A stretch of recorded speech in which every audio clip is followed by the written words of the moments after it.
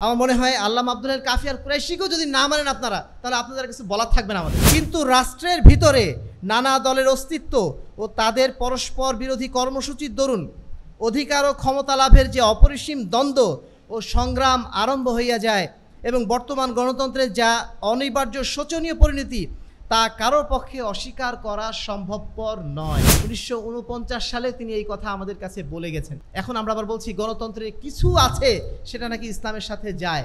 আরে ভাই, গণতন্ত্রে কেন? প্রত্যেকটা জিনিসের মধ্যে কিছু আছে যেটা আমরা সরাসরি খারাপ বলতে পারি না। আল্লাহ রাব্বুল আলামিন কোরআনে বলেছেন না, মদের কথাও বলেছেন, মদের মধ্যেও কিছু উপকার আছে, কিন্তু ওর মধ্যে অপকারের অংশটাই বেশি। আপনি কেন এই কথা বলছেন? গণতন্ত্র যেখানে পরিষ্কার শিরকিতন্ত্র, আপনি বলছেন ওর সাথে কিছু নীতি ইসলামের সাথে যায়। মানে এই যে নো পার্টি সিস্টেম, এই পার্টি সিস্টেমের কথা কিন্তু আল্লামা আব্দুল হাই কাফি আল কুরাইশি 1949 সালে বলে গেছেন। তিনি বলছেন যে অদলীয় শাসন রীতি অর্থাৎ নো পার্টি সিস্টেমের কথা আমরা কল্পনাই করতে চাই না। আহলে হাদিস আন্দোলন বাংলাদেশ, আসুন পবিত্র কুরআন ও সহিহ হাদিসের আলোকে জীবন গড়ি। আল্লামা আব্দুল হাই কাফি আল কুরাইশি, তাকে তো অন্তত পক্ষে আমরা সবাই মানি, তাই না? আল্লামা আব্দুল হাই কাফি আল কুরাইশি, তাকে কি কেউ আমরা অস্বীকার করতে পারি? এদেশে আহলে হাদিস আন্দোলনের অন্যতম পুরোধা তিনি। অন্যতম কেন, তিনিই প্রধা। তার মাধ্যম দিয়ে আহলে হাদিস আন্দোলন এই বাংলার বুকে সুপ্রতিষ্ঠিত হয়েছিল। সেই মানুষটা কি বলেছিলেন 1949 সালে তিনি যখন তর্জমানুল হাদিসটা বের করলেন, তর্জমানুল হাদিস পত্রিকা, সেই পত্রিকার প্রথম 1 এবং 2 নম্বর সংখ্যায় তিনি যে বিষয়টি বলেছিলেন সেটা আপনাদের সামনে আমি একটু না পড়ে পারছি না। এটা আপনাদের জন্যই প্রয়োজন, কারণ আপনারা এখন যে অবস্থায় চলে গেছেন এখান থেকে ফিরাতে গেলে আমার মনে হয় আল্লামা আব্দুল হাই কাফি আর কুরাইশিকেও যদি না মানেন আপনারা, তাহলে আপনাদের কিছু বলার থাকবে না আমাদের। তিনি বলছেন যে পাশ্চাত্যের অন্ধ অনুকরণ বৃত্তি আমাদের মানুষলোক এত দূর বিকৃত করিয়া ফেলিয়াছে যে অদলীয় শাসন রীতি অর্থাৎ নো পার্টি সিস্টেম, যেটা আমরা এখন বলছি আহলে হাদিস আন্দোলনের পক্ষ থেকে, যে দল ও প্রার্থীবিহীন নির্বাচন ব্যবস্থা, কোনো পার্টি থাকবে না, কোনো পার্টির মাধ্যম দিয়ে নির্বাচন হবে না, নির্বাচন হবে একটা সিলেকশন কমিটির মাধ্যম দিয়ে। সারা দেশের মধ্যে তারা আমরা খুঁজে খুঁজে বা সিলেকশন কমিটি খুঁজে খুঁজে সবচেয়ে যোগ্য মানুষটাকে নেতা নির্বাচন করবে। এই যে নো পার্টি সিস্টেম, এই পার্টি সিস্টেমের কথা কিন্তু আল্লামা আব্দুল হাই কাফি আল কুরাইশি 1949 সালে বলে গেছেন। তিনি বলছেন যে অদলীয় শাসন রীতি অর্থাৎ নো পার্টি সিস্টেমের কথা আমরা কল্পনাই করতে চাই না। কিন্তু রাষ্ট্রের ভিতরে নানা দলের অস্তিত্ব ও তাদের পরস্পর বিরোধী কর্মসূচির দরুন অধিকার ও ক্ষমতা লাভের যে অপরিসীম দ্বন্দ্ব ও সংগ্রাম আরম্ভ হইয়া যায় এবং বর্তমান গণতন্ত্রের যা অনিবার্য শোচনীয় পরিণতি তা কারোর পক্ষে অস্বীকার করা সম্ভবপর নয়। ইউরোপ ও আমেরিকার রাজনৈতিক ও ধর্মীয় নেতৃবৃন্দ প্রচলিত গণতন্ত্রের বিস্ময় ফলের কথা ক্রমশ স্বীকার করিয়া লইতেছেন। 1949 সালে তিনি এই কথা আমাদের কাছে বলে গেছেন।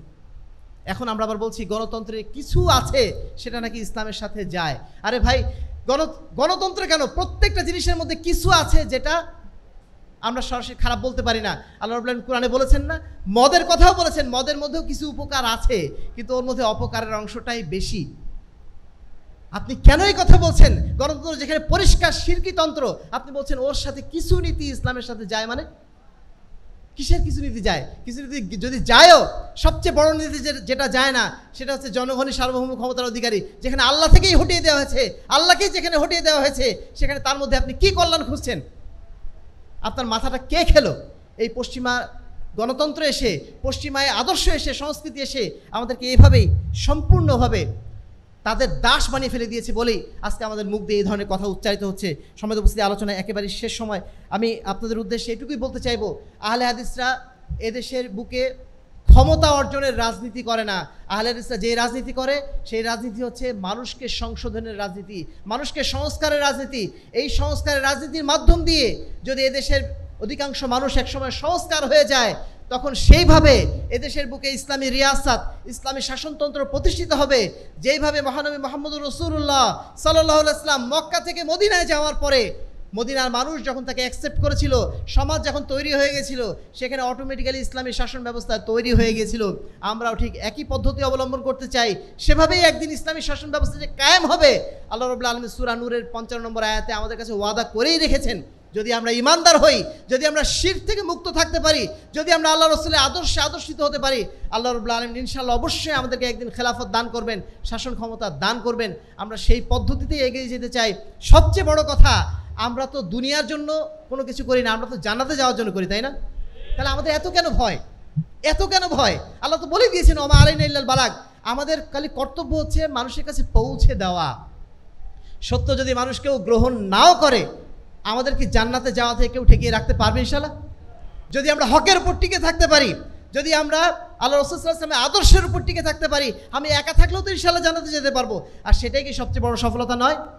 দুনিয়াবী সফলতার পিছনে কেন আমরা হাঁটছি?